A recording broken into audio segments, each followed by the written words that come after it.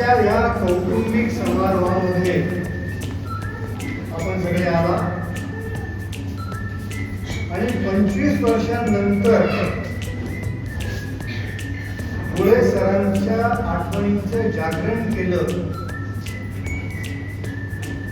आणि भावनावश झालेलं हे हा कार्यक्रम अत्यंत कौतुकास्पद आहे.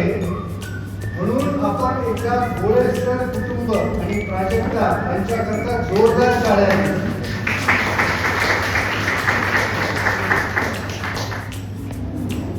गोळेसर कसे जगले हे आतापर्यंत आपण खूप लोकांकडून ऐकलेलं आहे.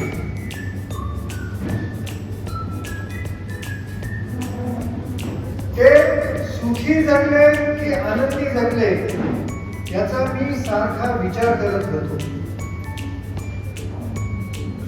कारण ह्या दोन गोष्टींची आपण नेहमी गल्लत करतो. जे प्राप्तीवर प्रेम अवलंबून आहे, जे उपभोगावर अवलंबून आहे, ते जर आपल्याला मिळालं तर आपण म्हणतो की हा माणूस सुखी आहे, खूप जगतो आहे, सुखाने जगतो आहे. पण माणूस प्रत्येक वेळेस कंटिन्युअसली आनंदाने जगण्याचा प्रयत्न करतो. आणि मला असं वाटतं की गोळे सर हे सुखी जगण्यापेक्षा आनंदाने जास्त जगलेले आहेत. कारण देवाण आणि घेवाण ही ज्या पद्धतीने त्यांनी समाजाकरता केलेली आहे, कुटुंबाकरता तर केलीच आहे. प्रत्येक कुटुंब प्रमुख हा आपल्या कुटुंबाकरता जगतच असतो. पण समाजाकरता जेव्हा माणूस जगतो तेव्हा त्याला आनंद प्राप्ती होते. आनंद प्राप्ती होण्याचे खूप वेगवेगळे मार्ग आहेत. कधी कधी ज्ञानाने आनंद प्राप्ती मिळते, कधी कधी सामाजिक सेवेमुळे आनंद प्राप्ती मिळते, कधी कधी आपण एखादी पॅशन फॉलो केली तरी आनंद मिळतो.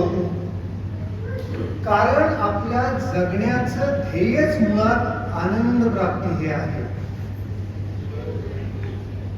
आज 25 वर्षांनंतर हे गोळे सरांच्या बाबतीत जे जागरण चालू आहे, इथे आपण एक प्रश्न स्वतःला विचारणं अत्यंत महत्वाचं ठरेल की मी गेल्यानंतर 25 वर्षांनंतर मला लोक लक्षात ठेवतील का? ऍक्च्युली गोळे सरांचा हा जो कौटुंबिक समारंभ आहे, तुम्ही सगळे इथे आला आहात, या निमित्ताने तुम्ही सुद्धा प्रत्येकाने स्वतःला विचारायला पाहिजे की हा समाज मला 25 वर्षानंतर लक्षात ठेवेल का? कारण गोळेसर जाऊन तर 25 वर्ष झाले, ते जगूनही, ते आनंदाने जगूनही 50 वर्ष झाले आहेत. आणि या 50 वर्षामध्ये समाजामध्ये इतका बदल झाला आहे, राहणीमानामध्ये इतका बदल झाला आहे, आपल्या प्रायोरिटी इतक्या बदललेल्या आहेत. तर कधीतरी आपण स्वतःला प्रश्न विचारावा, मी सुखी आहे की आनंदी आहे? कारण आजच्या धावपळीच्या जीवनामध्ये आपण स्वतःशी बोलतच नाही असं माझ्या लक्षात आलेलं आहे. कारण बाहेरची इन्फॉर्मेशन, व्हॉट्सअप, राहणीमान, डिमांड आपल्या एवढ्या आहेत की आपण आपल्या शारीरिक चोचले पुरवण्यासाठीच अख्खे 24 तास घालवतो. आपण खरंच काही करतो का आपल्या आनंदासाठी? तर आनंद नाडकर्णी हेच सांगतात की तुम्ही कंटिन्युअसली स्वतःच्या मनाशी बोलत राहा, एंगेज राहा, आणि जेणेकरून तुम्हाला ज्याच्यात आनंद मिळेल ते तुम्हाला करता येईल. बघा, आता तुम्ही इथे सगळे ज्ञानी लोक बसलेले आहात, सिनियर काही आहेत, काही ज्युनियर आहेत, महिला आहेत, पुरुष आहेत.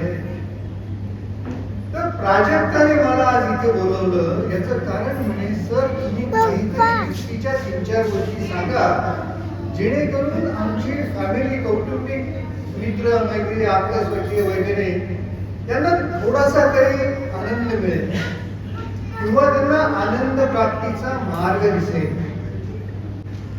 येताना मी जेव्हा गाडी चालवत होतो तेव्हा माझ्या बायकोनी एक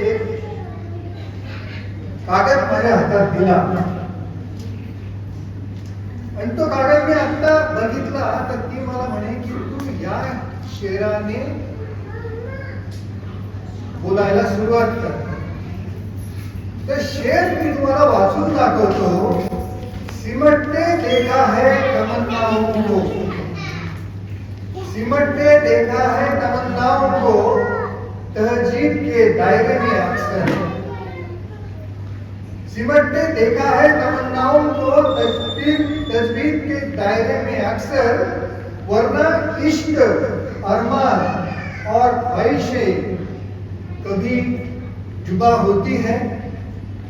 याचा अर्थ आपलं आत्ताचे जे आयुष्य आहे ते इतक्या मर्यादेमध्ये आपण जगतो आहे, इतक्या चौकटीमध्ये जगतो आहे की आपली जी स्वप्न आहेत ती काय आहे, असतील तर ती मी कशी अंमलात आणू याच्याविषयी आपण विचारच करत नाही. जर याच्याविषयी आपण जर विचार केला तर माझी स्वप्न, माझं हसणं हे शांत थोडीच बसणार आहे असा त्या शेराचा अर्थ आहे. मी माझं उदाहरण देऊन तुम्हाला मी सांगतो. वयाच्या 50व्या वर्षी मी बोलायला सुरुवात केली. 50व्या वर्षी मी ज्ञानप्राप्तीला सुरुवात केली की 4 चौघांसमोर बोलायचं कसं.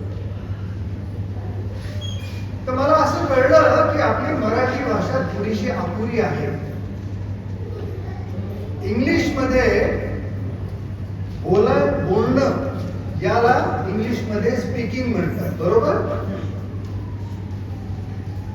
टॉकिंग कशाला म्हणतात तर टॉकिंग सुद्धा चा अर्थ सुद्धा बोलणंच आहे.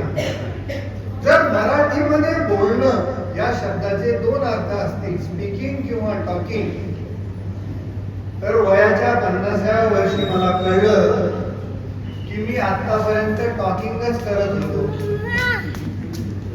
टॉकिंग याचा अर्थ नुसती बडबड करायची, ज्याला लिमिट्स नाही, गॉसिप करायचं, काहीही अर्थ आपल्याला कोणाला द्यायचा आहे असा काही त्याच्या पाठीमागे उद्देश नसतो, त्याला आपण टॉकिंग म्हणतो. पण मी जेव्हा सौदी अरेबियामध्ये गेलो तेव्हा माझं असं लक्षात आलं की आपण स्पीकिंग करायला सुरुवात करायची. म्हणून मी एक अमेरिकन एजन्सी जॉईन केली आणि त्यांच्याकडनं विधिवत बोलायला शिकलो.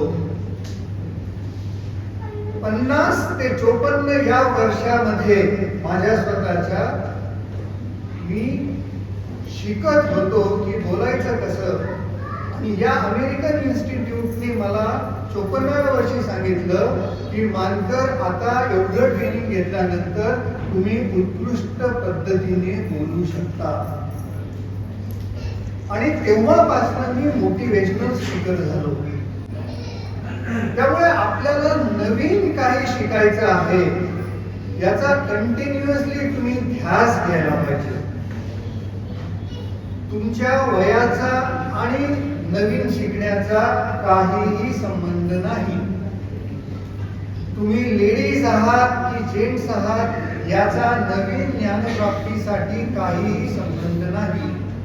कोणत्याही वयामध्ये माणूस काहीही शिकू शकतो आणि जोपर्यंत तो ज्ञानार्थी होत नाही, विद्यार्थी होत नाही, तोपर्यंत त्याला आयुष्यातला आनंद मिळणार नाही.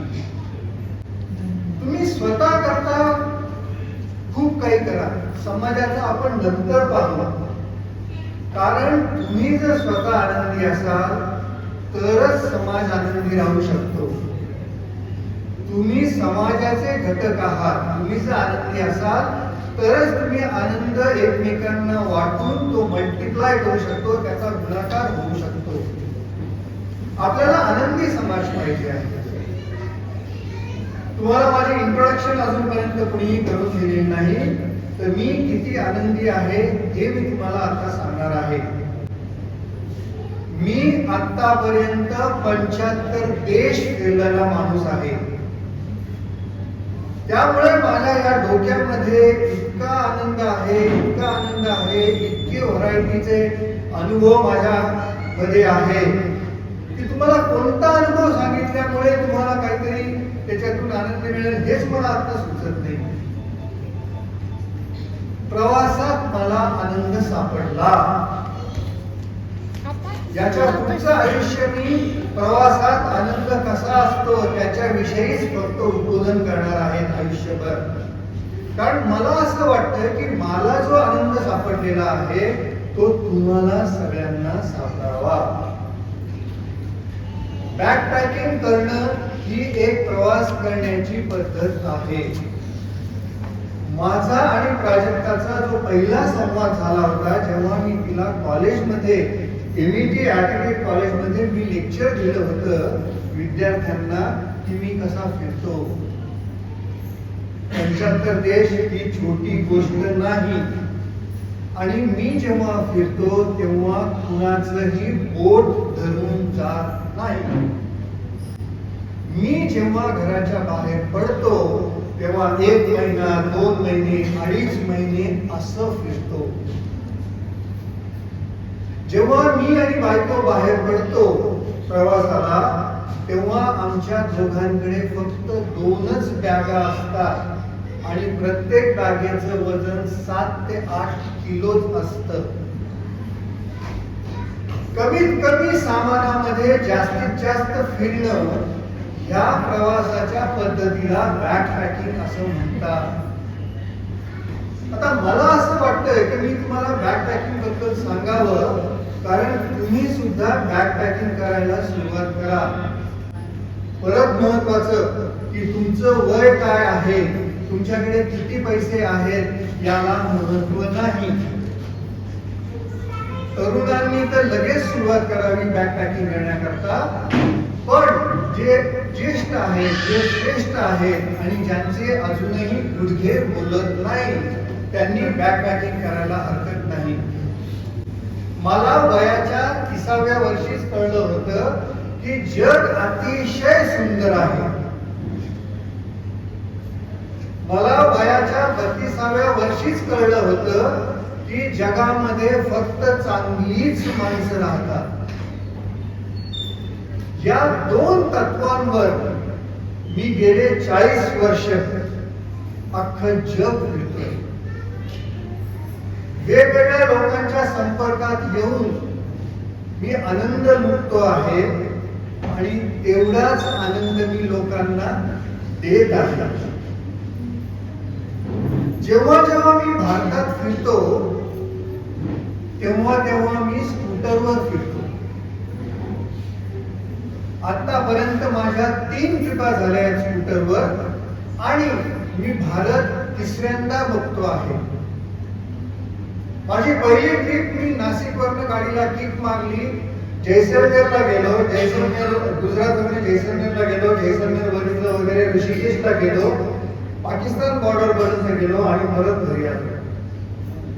7,770 किलोमीटर प्रवास, 60-62 दिवस. दुसरा प्रवास तवांग किती लोकांना माहितीये? तवांग, आसाम, अरुणाचल प्रदेश त्या भागामध्ये चायना बॉर्डर पर्यंत मी स्कूटरवर जाऊन आलोय. तिसरा प्रवास जो 1-2 महिन्यापूर्वीच मी संपवलेला आहे. घरातनं गाडीला किक मारली, इथनं मी विदर्भ बघितला. कारण एक दिवस माझ्या लक्षात आलं महाराष्ट्रीयन असूनही मला विदर्भात जिल्हे काय, विदर्भ आणि खानदेश मधला फरक काय, मराठवाडा आणि विदर्भ म्हणजे काय हे माहीतच नाही. मी भरपूर अभ्यास केला विदर्भाचा आणि माझा रूट तयार केला. म्हटलं विदर्भापर्यंत जातोच आहे तर मला बिहार बोलत होतं. मग मी मध्य प्रदेश आणि उत्तर प्रदेश करून अयोध्येपर्यंत जाऊन बिहारमध्ये प्रवेश केला. बिहारमध्ये 8 ते 15 दिवस मी नुसती स्कूटर चालवत होतो, कारण मला खूप दिवसापासून बिहार बोलवत होता. म्हटलं बिहारपर्यंत गेलो तर आपण पश्चिम बंगालपर्यंत जाऊ. म्हणून मी पश्चिम बंगालच्या वरच्या टोकापासून सुरुवात केली, ती कलकत्त्यापर्यंत आलो. आणि कलकत्त्याहून आपल्या देशामध्ये सुंदरबन नावाचा एक डेल्टा आहे, त्रिभुज प्रदेश आहे, जो अतिशय बघण्यासारखा आहे. तिथपर्यंत गेलो. सगळा प्रवास स्कूटरवर केला. 5000 किलोमीटर मी स्कूटरवर फिरलो. त्यामुळे फिरण्यामध्ये मला खूप आनंद मिळाला. मंडळी, तुम्हाला तुमचा आनंद शोधायचा आहे. तुम्ही हे विचारा स्वतःला की मी स्वतःशी बोलतो का? माझं मन मला काय सांगतं? आतापर्यंत मी माझ्या मर्यादेत जगत आहे, हे जगणं अपरिहार्य आहे, पण चौकटीच्या पलीकडे मला जगता येईल का? मला वाचायला आवडतं का? मला कोणती पुस्तकं वाचायला आवडतात? भोळे सर यांची जर आपण पर्सनॅलिटी बघितली तर त्यांना प्रत्येक विषयात गती होती. हा माणूस सौंदर्य बघत होता सगळीकडे. सौंदर्याची आसक्ती आहे याला. म्हणून भोळे सर परिपूर्ण जगलेला माणूस आहे, आनंदाने जगलेला माणूस आहे. भोळे सरांबद्दल आठवणी जागृत करणं, त्याचं जागरण करणं हे तितकं महत्वाचं आहे, तितकंच हेही महत्वाचं आहे की मी स्वतःला विचारायला पाहिजे की भोळे सरांची डुप्लिकेट मी होऊ शकतो का? मी आनंदाने जगत आहे का? आनंदाने जगत नसेल तर माझा आनंद कुठे आहे? ह्या गोष्टी स्वतःला विचारा. या गोष्टी विचारल्यानंतर तुमच्या असं लक्षात येईल की मी माझी स्वप्नांची पूर्ती अजून झालेलीच नाहीये. मग स्वप्नांची पूर्ती दोनदा होत नाही. एकदा जेव्हा मला स्वप्नच पडत नाही,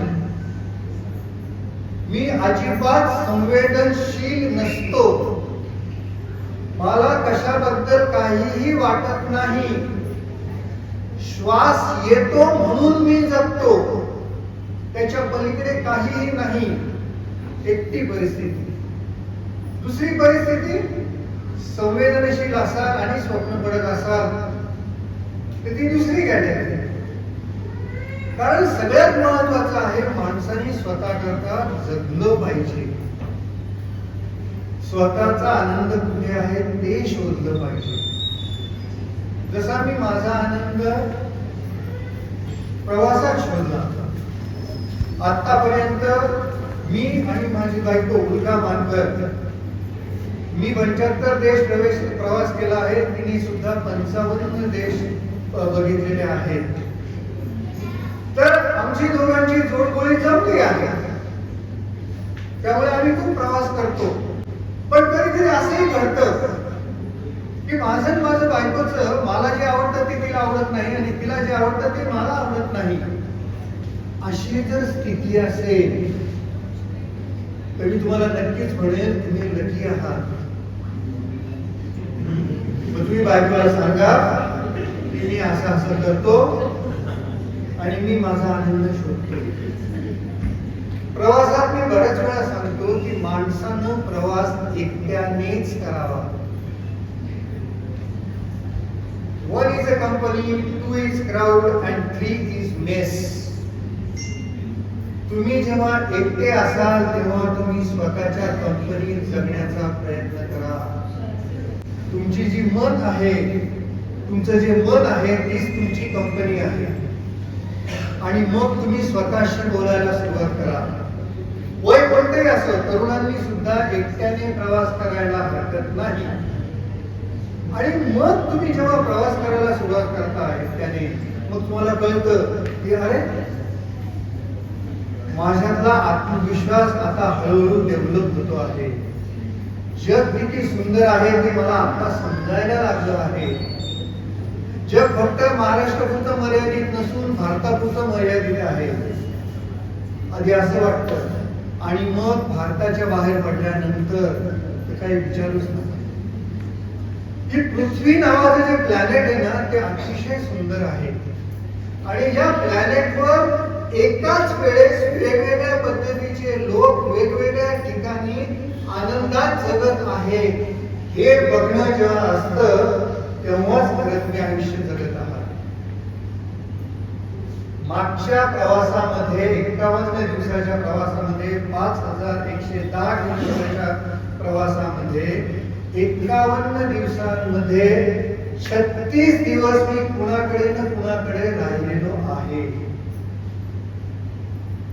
याचा अर्थ काय की कुणी ना कुणी माझं यजमान पद घेतलेलं आहे.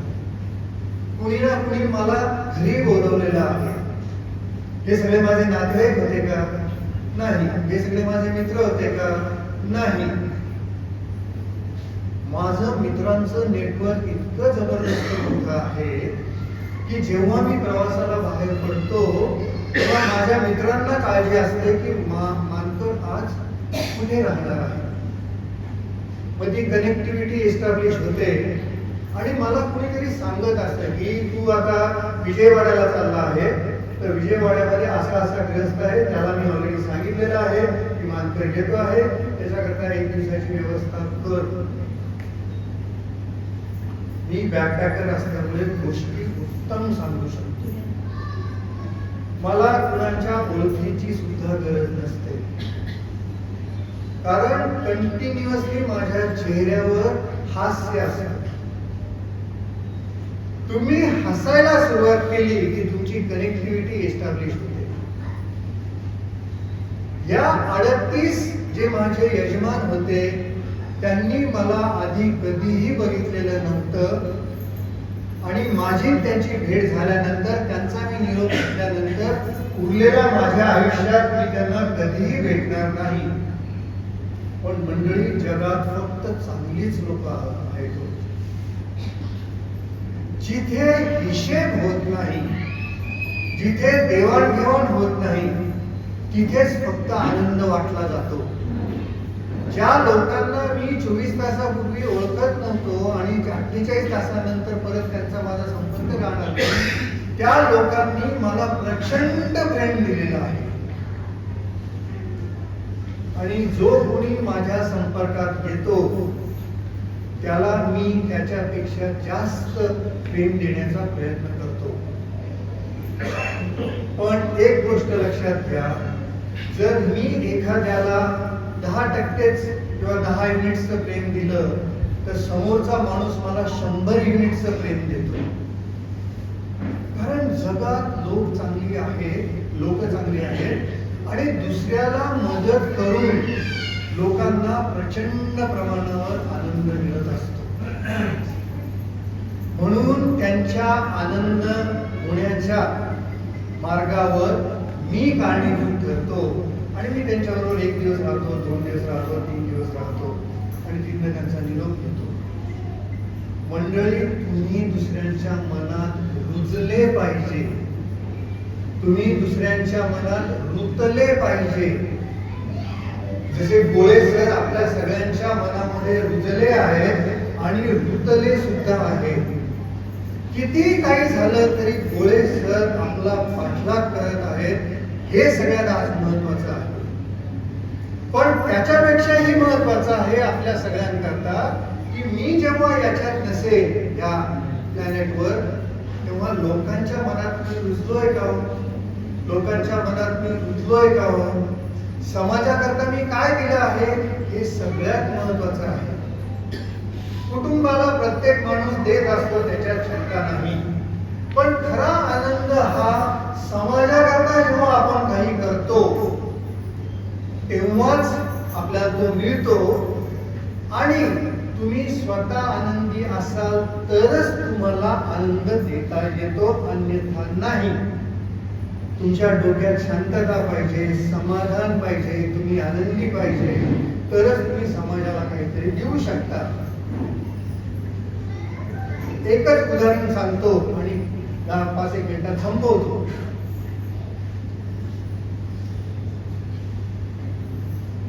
त्र्यंबकेश्वरच्या पुढे गेल्यानंतर हर्सूल नंतर एक दिवाळी नावाचा पाडा आहे.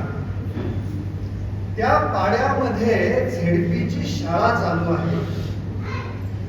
ही शाळा सध्या महाराष्ट्रामध्ये इतकी गाजत आहे की विचारता सोय नाही. कारण झेडपीची शाळा असूनही ती सकाळी 9 वाजता उघडते आणि रात्री 9 वाजता बंद होते.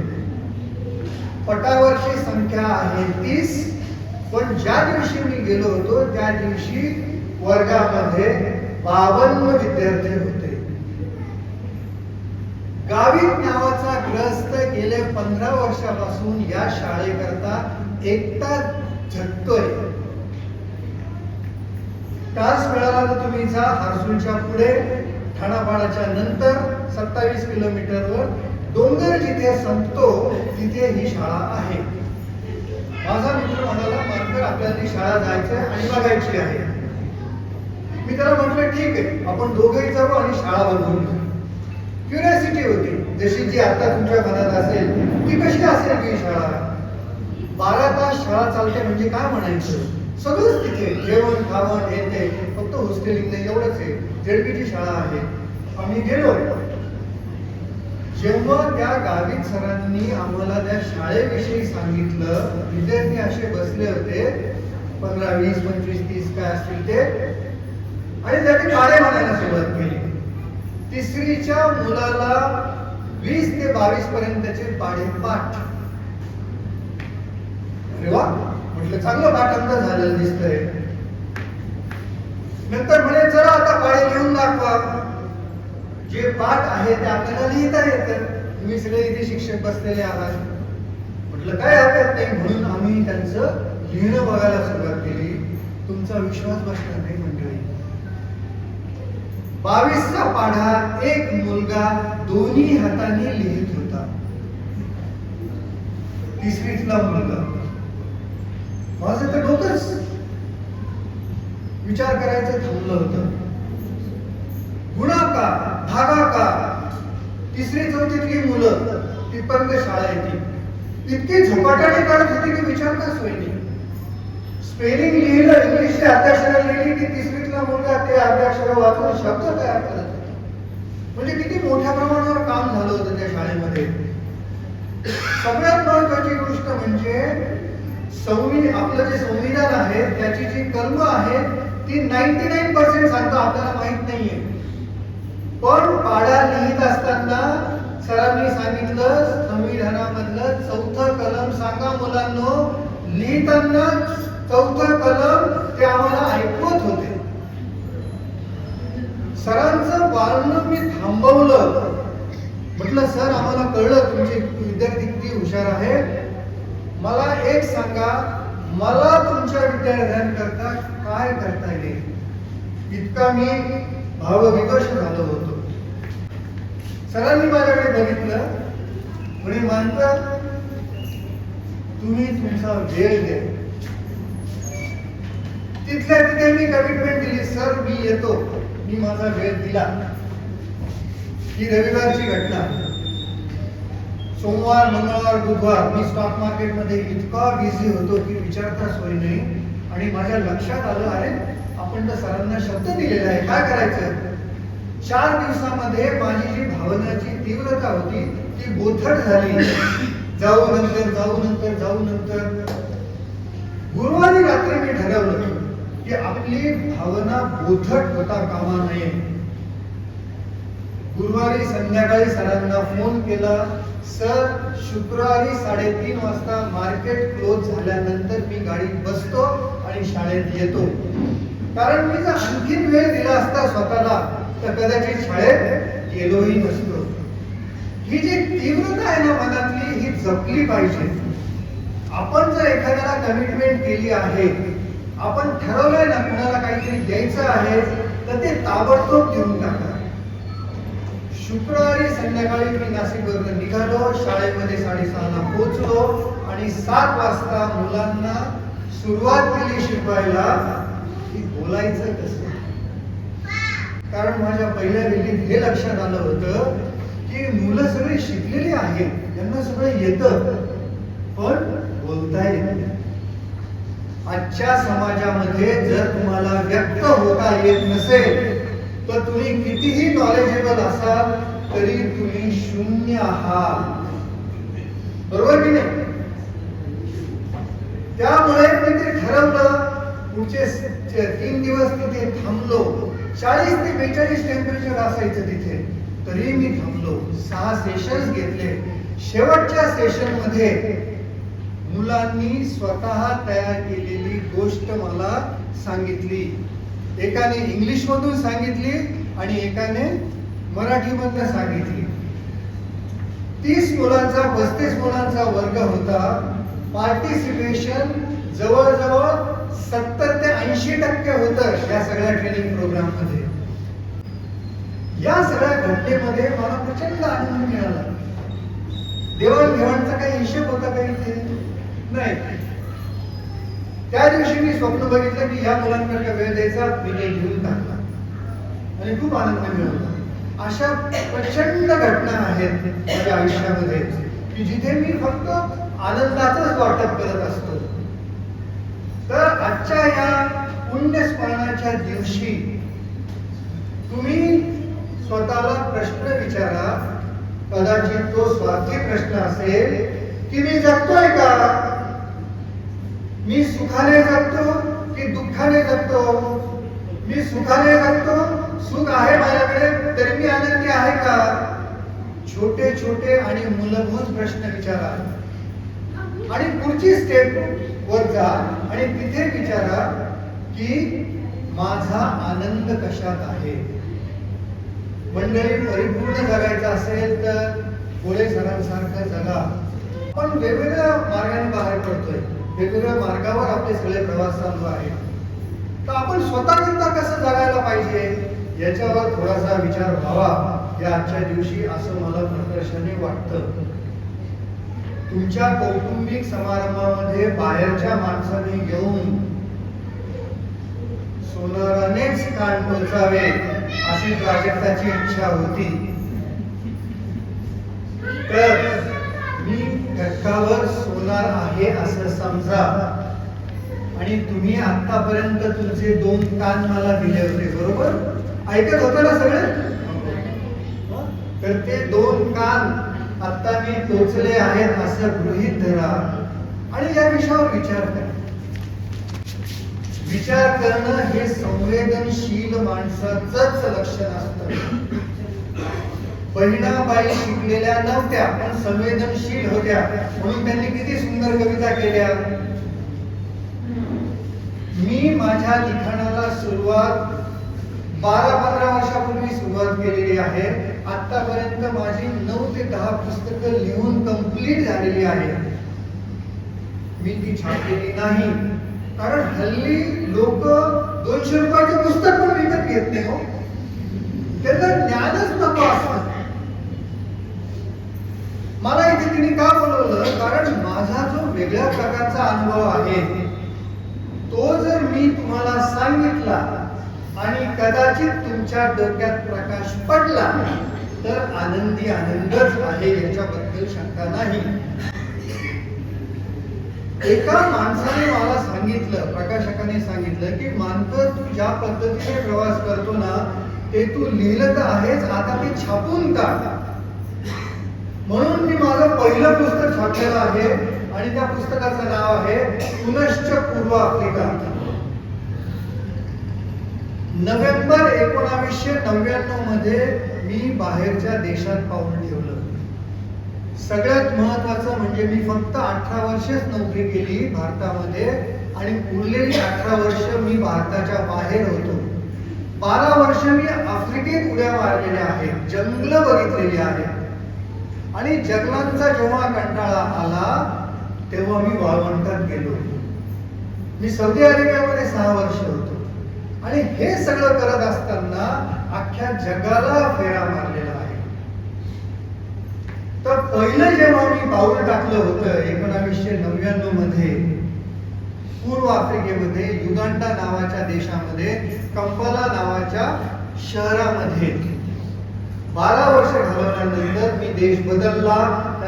ह्या पहिल्या वर्षी 99च्या याला 25 वर्ष कंप्लीट झाली. कधी? नोव्हेंबर 2024 मध्ये. तेव्हाची टेक्नॉलॉजी आताची टेक्नॉलॉजी खूप फरक होते. मी उल्काला म्हटलं की आपण जायचं का आफ्रिकेला परत भेटायला. स्मरणरंजनासाठी आम्ही दोघंही महिनाभर आफ्रिकेमध्ये गेलो होतो, युगांडामध्ये. आणि तेव्हाचा जे अनुभव होते ते आता मी या सगळ्या पुस्तकामध्ये लिहून काढलेले आहेत. मी ब्लॉगर आहे. दररोज काही ना काही लिहिल्याशिवाय मला चैन पडत नाही आणि तोच माझा आनंदाचा स्रोत आहे. मनात विचार आला की गोष्ट सांगितलीच म्हणून समजा. हिच्याकडनं माझा नंबर घेऊन ठेवा आणि मला व्हॉट्सअपच्या ब्रॉडकास्टमध्ये लिस्टमध्ये आला तर तुम्हालाही मी माझे अनुभव शेअर करू शकेन. तेव्हा आजचं हे जे पुस्तक आहे ते मी प्राजक्ताला भेट म्हणून देणार आहे तुमच्या देखत. हे पुस्तक तिचं असेल, तिच्याकडनं मागून तुम्ही वाचून घेऊन घ्यायला जाऊ नका. ओके, तुम्ही सुद्धा आज स्वतःला गिफ्ट द्या की एखादा माणूस किती वेगळ्या प्रकारे जगू शकतो हे या पुस्तकात लिहिलेलं आहे. हे पुस्तक इंटरनेट इनेबल्ड आहे. कोणत्याही पुस्तकामध्ये तो लेख वाचल्यानंतर एक QR कोड दिसतो, QR कोड. तो लेख वाचल्यानंतर लगेच मोबाईल काढायचा, तो QR कोड स्कॅन करायचा की तुम्ही डायरेक्ट विमानाने आफ्रिकेमध्ये जाता. ओके, इतकं ते भारी पुस्तक आहे. त्यामुळे तिलाही वाचायला वेळ लागेल म्हणून तिच्याकडे पुस्तक न मागता एक पुस्तक स्वतःला गिफ्ट म्हणून घ्या. आपल्या कौटुंबामध्ये ते पुस्तक ठेवा. कुणीतरी तरुणांनी ते वाचा आणि जेणेकरून तुम्हाला वाचनातून आनंद कसा मिळेल हे बघा. दुसरी आणि सर्वात महत्वाची गोष्ट आणि शेवटची गोष्ट, माझं आजोळ सुद्धा सिंगरच आहे.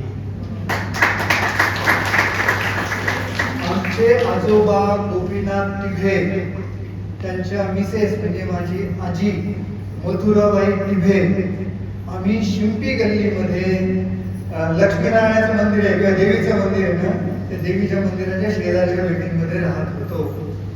सिन्नरचे आणि माझे एकदम जवळचे संबंध आहे. काल भैरवाची यात्रा इथे होते ना, ती सगळी मला आठवली हो. नंतर तो मोठा गणपती ज्याला आता आपण सिमेंट कॉन्क्रीटची कॅनोपी बसवून तो भ्रष्ट केला आहे असं मी म्हणेन, पण तो ओपन एअर मध्ये त्या झाडाखालीमध्ये तो गणपती होता, तो मला भयंकर आठवतोय. अजूनही मला ते सगळं आठवत आहे. याचं मंदिर तर आहेच, गोंदेश्वरचं मंदिर तर अतिशय प्रिय आहे. सिन्नर या गावाविषयी मी खूप माहिती गोळा केलेली आहे की सिन्नर हे गाव, हल्ली जरी आपण त्याला दुष्काळग्रस्त म्हणत असतो तरी सिन्नर गावाच्या खालून वॉटर म्हणजे पाण्याचे मोठमोठे स्त्रोत वाहत आहे. त्यामुळे तुम्ही बघा सिन्नर गावामध्ये स्टेप्ड विहीर, पायऱ्यांच्या विहिरी 3-4 आहेत बरोबर. एक जिथे हल्ली जिथे 10वी होतात तिथे किंवा एक कोर्टाच्या बाजूला आहे वगैरे. तर सिन्नर हे गाव फार इंटरेस्टिंग आहे. त्यामुळे मी पण आज स्मरणरंजनात गेलो, स्मरणात प्रवास करतो आहे आणि तुमचा विश्वास बसणार नाही, जेवण झाल्यानंतर मी डायरेक्ट मामीकडेच जाणार आहे तिला भेटायला. जणू काही आजीला भेटायला मी चाललो आहे. तुमच्या सगळ्यांचं खूप कौतुक, कुटुंबाचं खूप कौतुक, कारण तुम्ही 25 वर्षानंतर हे स्मरण गोळ्याचं करता आहात. पण तुमच्यावर फार मोठी जबाबदारी आहे. समाजाकरता काम करायचं, स्वतःकरता काम करायचं. स्वतःवर काम करायचं म्हणजे स्वार्थपणा अजिबात नाही. स्वतःवर काम करायचं म्हणजे समाजाकरताच काम करायचं आहे. कारण समाजाचा तुम्ही एक घटक आहात, एक बिंदू आहात, एक थेंब आहात. तो जर थेंब व्यवस्थित असेल तर सगळा समाज व्यवस्थित असेल. एवढं बोलून मी माझे 2 शब्द, 2 कसले 40-50 मिनिट झाले असतील ते थांबवतो.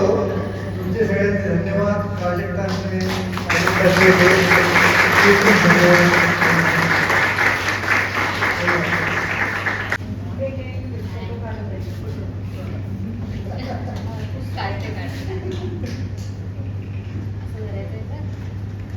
मी देऊ तुम्हाला